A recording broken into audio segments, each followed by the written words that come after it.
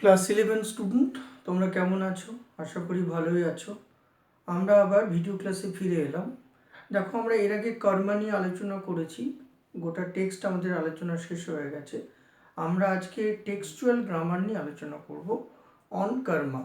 ওকে, দেখো প্রথমেই এই আলোচনায় আমরা দেখো প্রথমে কি কি রেখেছি। প্রথমে রেখেছি ভয়েস, অর্থাৎ কর্মার টেক্সটটা খুব ভালো করে পড়ার পরে লাইন থেকে তোমাদের প্রশ্ন আসবে।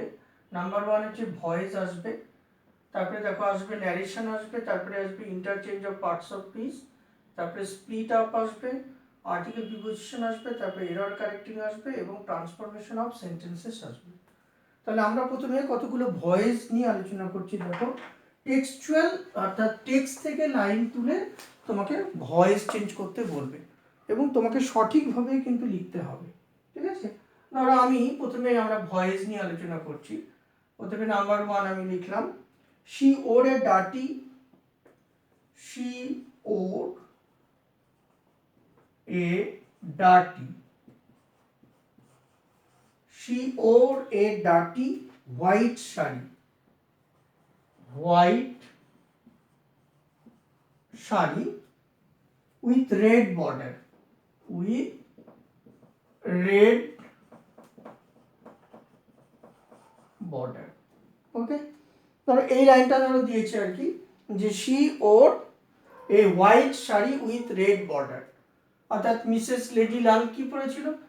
লাল পাড় সমন্বিত একটি সাদা রঙের নোংরা শাড়ি পরেছিলেন। তারপরে আমি বললাম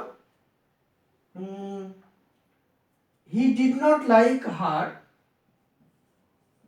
he didn't like her poor illiterate relative, poor illiterate relatives. Sir Mohan কি তার স্ত্রীর যারা অশিক্ষিত গরিব আত্মীয় স্বজন ছিল তাদেরকে তিনি পছন্দ করতেন না। আর ধরো আমি একটা লিখলাম he rarely spoke Hindustani, he rarely spoke Hindustani, Hindustani TANI। এবার ধরো এইভাবে এইগুলোর উপরে তোমাকে কি করতে বললো, ধরো ভয়েস চেঞ্জ করতে বললো, তখন তোমাকে কি লিখতে হবে ভালো করে খেয়াল করো। He wore a dirty white sari with red border, তাহলে এখানে সাবজেক্টটা কি? সাবজেক্ট হচ্ছে শি আর ওর হচ্ছে ফাইনাইট ভার্ব, এটা হচ্ছে ফাইনাইট ভার্ব, এটা সাবজেক্ট। ওকে, তারপরে কি a red white sari with red border, এই dirty white sari with red border এটা পুরোটাই কি রয়েছে? অবজেক্ট রয়েছে। তাহলে খুব সহজ দেখো সেন্টেন্সটা কিসে আছে? ওর মানে এটা পাস্ট টেন্সে আছে, পাস্ট টেন্স, এটা পাস্ট টেন্সে আছে। তাহলে তোমাকে কি করতে হবে? A dirty white sari with red border was worn by her, তাই না? তাহলে কি হবে? এ ডার্টি লিখবো, এটাকে অ্যান্সার করলে কি হবে? A dirty white sari with red border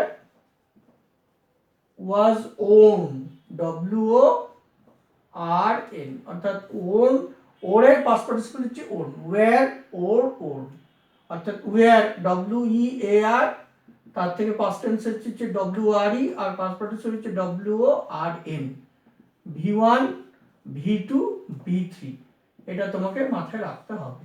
ওকে, তাহলে ওন বাই হার। নেক্সট চলে এসো, দেখো কি বলেছে, হি did not like her poor illiterate relatives, তাহলে এটা আনসার করলে কি হবে? তাহলে এখানে সাবজেক্টটা কি? হি ডিড নট লাইক, এটা হচ্ছে ভার্ব পোরশন, আর হার পুয়ার ইলিটারেট রিলেটিভস হচ্ছে অবজেক্ট। তাহলে এটাকে কি করব? হার পুয়ার ইলিটারেট রিলেটিভস, তাহলে এখানে অবজেক্টটা সাবজেক্ট করো, her poor illiterate relatives were not liked by him, তাহলে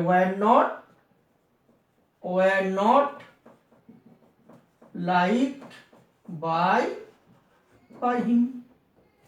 আর দেখো পরেরটা দেখো কি রয়েছে, হি রেয়ারলি স্পোক হিন্দুস্তানি, তাহলে কি হবে, Hindustani was rarely spoken by him, তাহলে Hindustani HINDUSTANI Hindustani was rarely spoken by him. Okay, এইভাবে তোমাকে কি করতে হবে, ভয়েস চেঞ্জগুলো করতে হবে, ঠিক আছে, টেক্সচুয়াল ভয়েস চেঞ্জ তোমাকে কি করতে হবে, এইভাবে সলভ করতে হবে। আমি পরেরটায় চলে আসছি, দেখো এবারে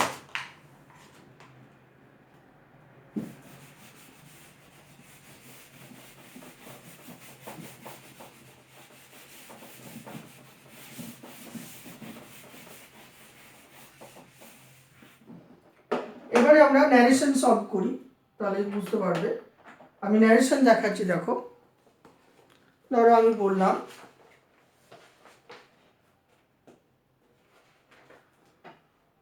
এবারে ন্যারেশনে চলে আসছি, ন্যারেশন দেখো, হি মামার্ড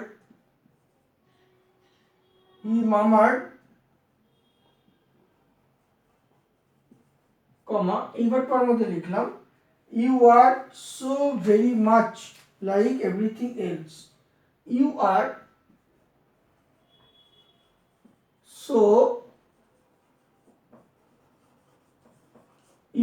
so very much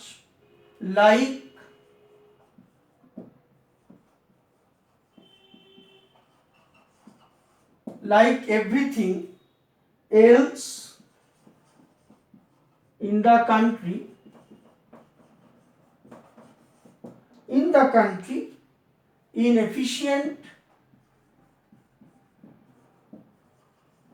inefficient comma dirty and indifferent unquote full stop। কেমন, তাহলে যদি আমরা এটাকে যদি কি করি, ধরো এটা টেক্সচুয়াল তোমাকে দিয়েছে লাইন, তাহলে এটাকে যদি আমরা ইনডাইরেক্ট মোডে আমরা নিয়ে যাই, তাহলে কি হবে, তাহলে হি মামার দ্যাট, তাহলে হি মামার দ্যাট কি বলেছিল, হি ওয়াজ so much, he was so very much like everything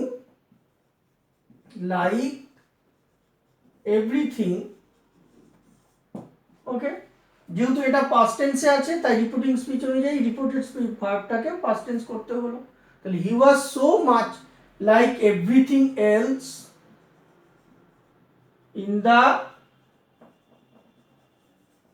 in the country inefficient, dirty,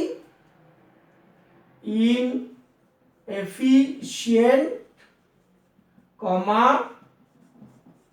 dirty and indifferent। Okay, এইভাবে তোমাকে কি করতে হবে, ন্যারেশন কি করতে হবে, সলভ করতে হবে। তারপরে ধরো আমি আরেকটা দেখাচ্ছি, হয়তো কি বললো, ধরো বললো he murmured to his companions, he murmured to his companions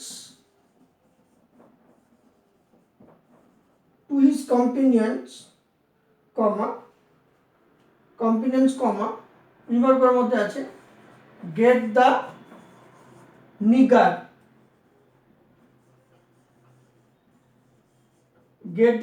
out.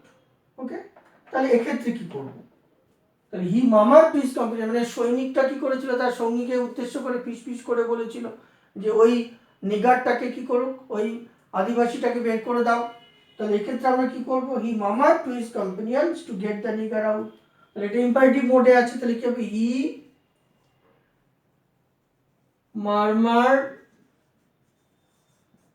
to his companions to get the companions to get the nigger out.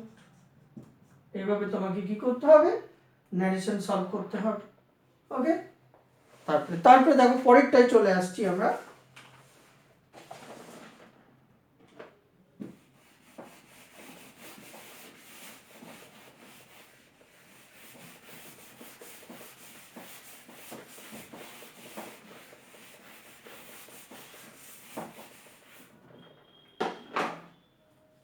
তাহলে interchange of parts of speech নিয়ে আলোচনা করি আমি। দেখো ইন্টারচেঞ্জ অফ পার্টস অফ স্পিচে কি বলছে, ধরো আমি বললাম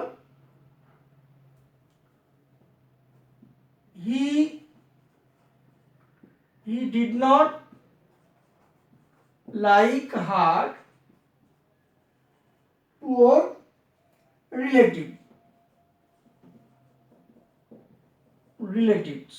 এবার তোমাকে ব্র্যাকেটে বললো যে use the noun form of like, use the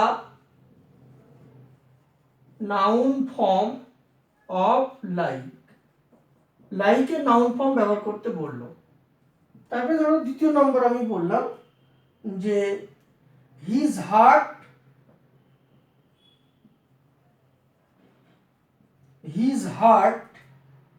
warmed at the prospect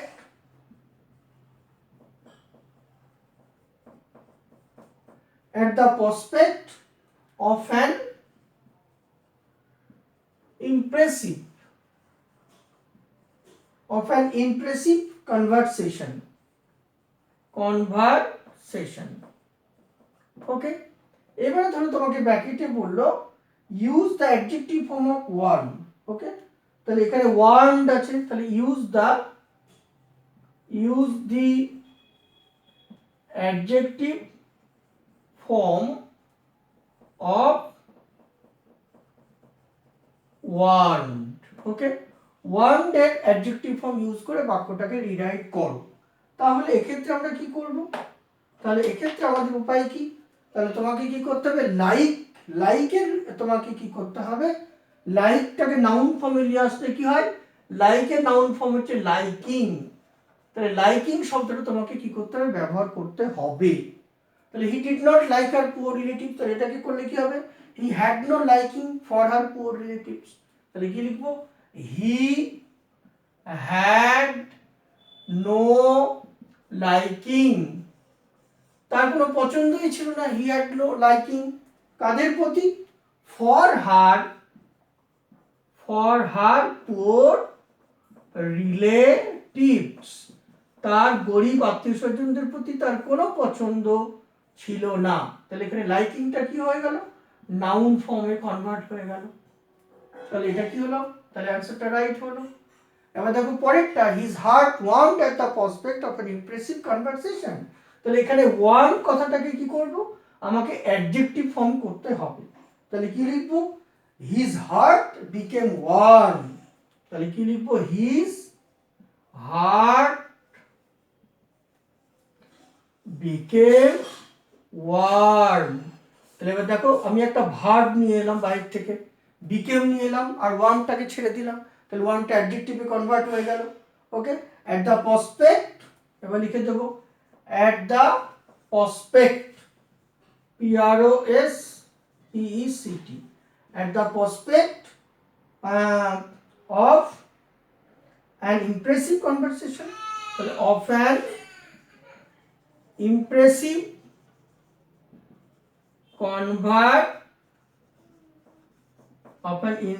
conversation।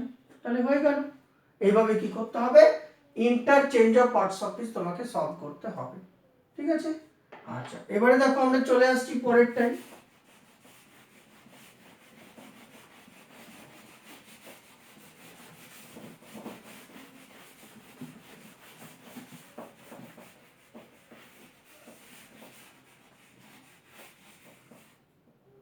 দেখো এবারে আমি সলভ করে দেখাচ্ছি তোমাদের,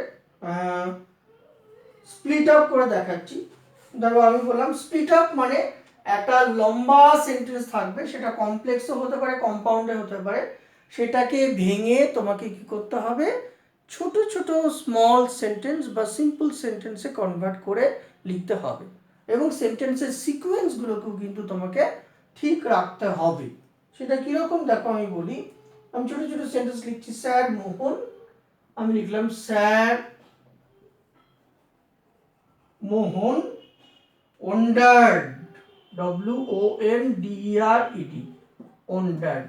if he would be traveling,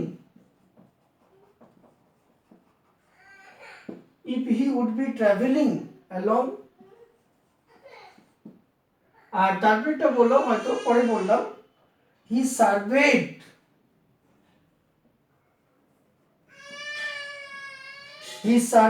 the compartment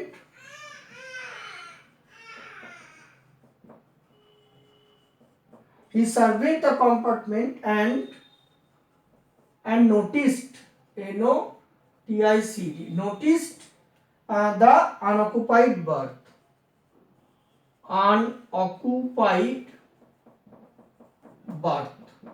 ওকে, তাহলে এক্ষেত্রে আমরা কি করব, দেখো ভালো করে খেয়াল করো। আমি লিখলাম sir Mohan wondered if he would be travelling along, তাহলে আমাকে স্পিড আপ করতে হবে, এবং প্রথম সেন্টেন্স কোনটা আসবে সেটা প্রথমে লিখতে হবে, তারপরের সেন্টেন্সটা কখন আসবে সেটা পরে লিখতে হবে। অর্থাৎ সেন্টেন্সের কিন্তু সিকোয়েন্স তোমাকে ঠিক রাখতে হবে, তা না হলে কিন্তু তুমি নাম্বার পাবে না।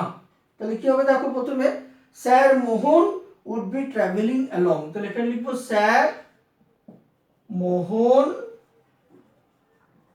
would be traveling along, okay.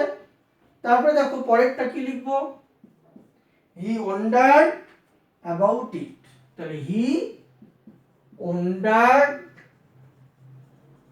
about it, এরকম লিখবো।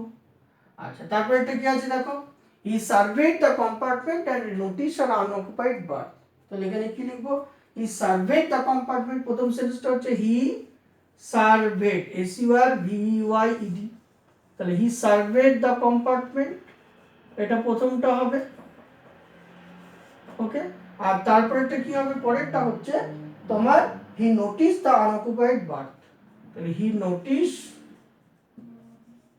the unoccupied berth, he noticed the unoccupied berth, তাহলে এটা কি হলো, স্প্লিট আপ হয়ে গেল, বুঝে গেল। আচ্ছা, তারপরে দেখো পরেরটাই চলে আসছে এবারে, আর্টিকেল প্রিপোজিশন।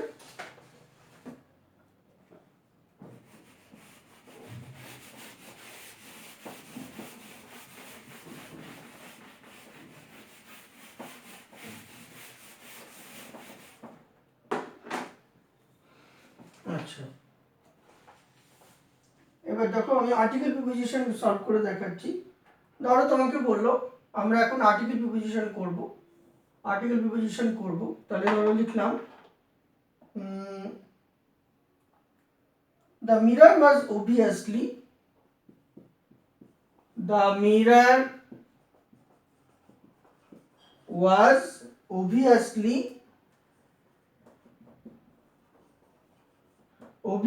made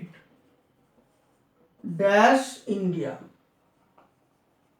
এরকম আছে। তারপরে ধরো নাম্বার 2 আমি লিখলাম sir Mohan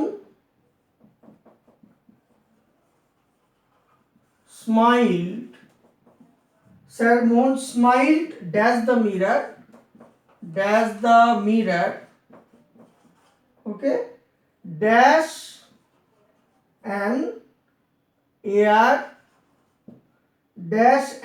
air dash pity and patronage, আর নাম্বার 3 লিখলাম ধরো she was short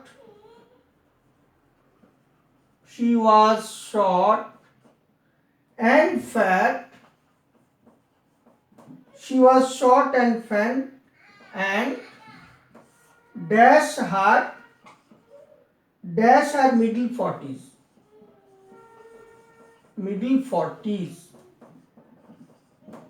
40s, তাহলে এক্ষেত্রে তোমাকে কি করতে হবে? তাহলে এক্ষেত্রে যদি আমরা লিখি তাহলে কি হবে?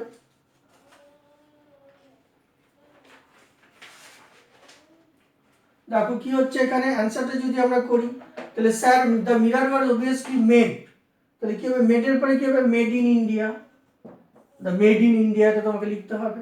স্যার মোহন স্মাইল, কি হবে? অ্যাট দ্য মিরর, ঠিক আছে? Sir Mohan smile at the mirror at an air of pity, okay, with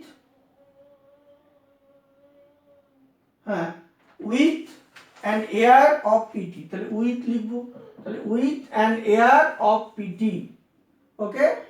She was short and fat, দেখো পরেরটা কি আছে? she was short and fat, তাহলে she was short and fat, and in her ear, in তাহলে এখানে লিখবো in, তাহলে in her। এইভাবে তোমাকে কি করতে হবে? টেক্সটে যে আর্টিকেল এবং প্রিপোজিশন খুশবন্ত সিং লেখক ব্যবহার করেছেন এই আর্টিকেল প্রিপোজিশন গুলোকে তোমাকে সঠিকভাবে অ্যাপ্লাই করতে হবে, and then you will get marks, okay?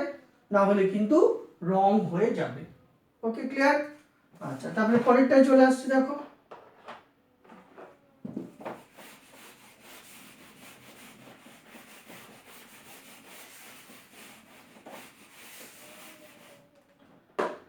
Next হচ্ছে আমাদের কি এরর কারেকশন। এরর কারেকশনটা আমি করে তোমাদের দেখাচ্ছি, দেখো কিভাবে এরর কারেকশন করতে হবে। ধরো এটা বললো, আমি বললাম, ধরো আমি বললাম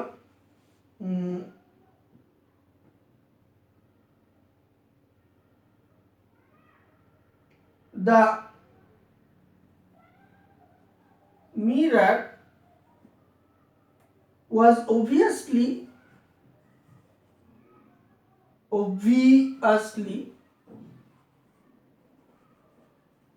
made, ঠিক আছে? হয়তো মেড অফ ইন্ডিয়া বলেছে, তাহলে এখানে তোমাকে দেখো অফটা কি আছে? রং আছে, তাহলে এই অফটা কি হবে? অফটা হবে না, তাহলে কি হবে?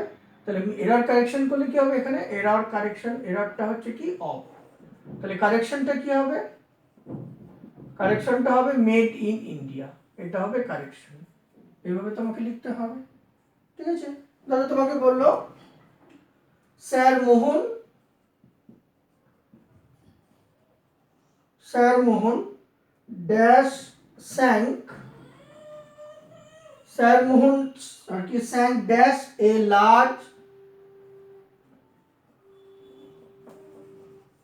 large cane chair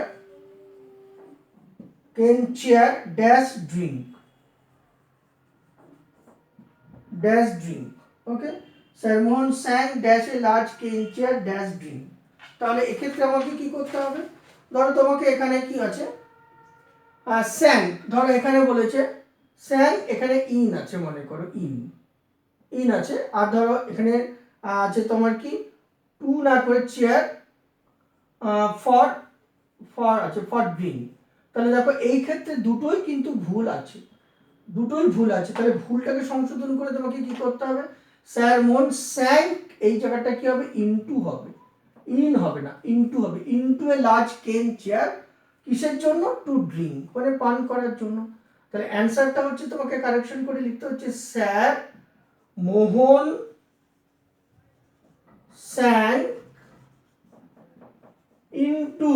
sank into a large cane chair, কেন? টু ড্রিঙ্ক, পান করার জন্য, টু ড্রিঙ্ক মানে পান করার জন্য, এটা হচ্ছে কারেকশন। তাহলে এইভাবে আর্টিকেল প্রিপোজিশন ভুল থাকবে, তোমাকে কি করতে হবে? সেন্টেন্স কারেকশন করে তোমাকে লিখতে হবে। This is called error correction, okay? Next চলে আসছে তারপরে ট্রান্সফরমেশন অফ সেন্টেন্সেস, মানে তোমাকে সিম্পল টু কমপ্লেক্স অথবা কমপ্লেক্স টু সিম্পল অথবা সিম্পল টু কম্পাউন্ড সেন্টেন্সে তোমাকে কি করতে হবে? সেন্টেন্সকে ট্রান্সফর্ম করতে হবে, এটাকে বলা হচ্ছে ট্রান্সফরমেশন অফ সেন্টেন্সেস। তাহলে আমরা এখন যদি ট্রান্সফরমেশন অফ সেন্টেন্সেস করি তাহলে কি হবে, দেখো আমি দেখাচ্ছি।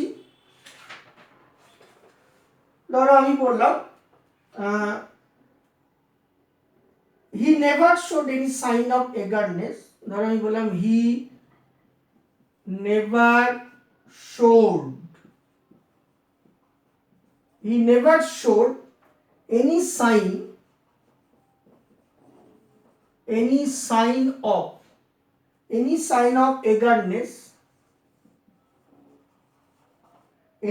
of eagerness to talk to the English, to talk to the English like most Indians. তাহলে এবার এটাকে যদি আমি কি করি, ধরো তোমাকে বলে এটাকে কি করো, এটাকে তুমি সিম্পল সেন্টেন্সে কনভার্ট করো।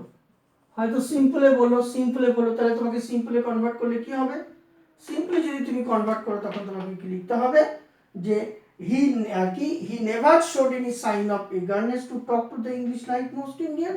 তাহলে লিখবো he never showed any sign of eagerness, he never showed any sign of eagerness,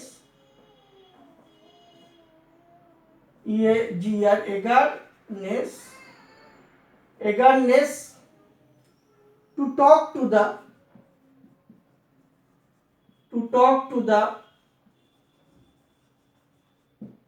to the English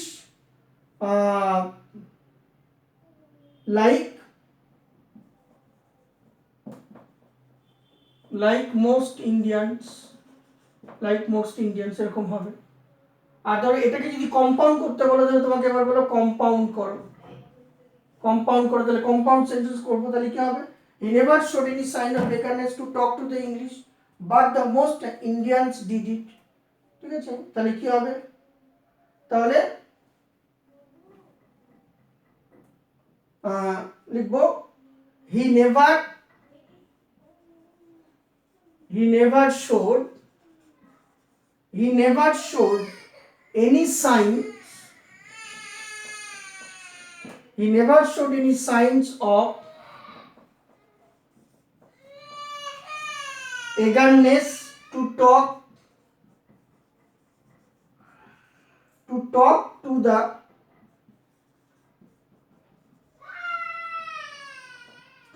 to the English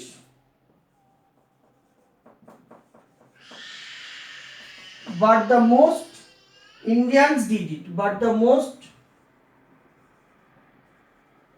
Indians did it, এইভাবে তোমাকে কি করতে হবে, এখানে দেখো এখানে আমি লিখেছি but the most Indian did it.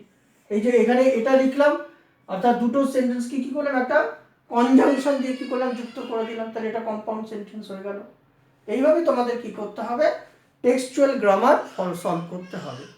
তাহলে বোঝা গেল, এইভাবে তোমরা বাড়িতে কি করবে, কোশ্চেন পেপার থেকে তোমরা প্র্যাকটিস করবে, তাহলে দেখবে তোমরা বুঝতে পারবে এবং তোমরা পরীক্ষার খাতে তো সঠিকভাবে লিখতে পারবে।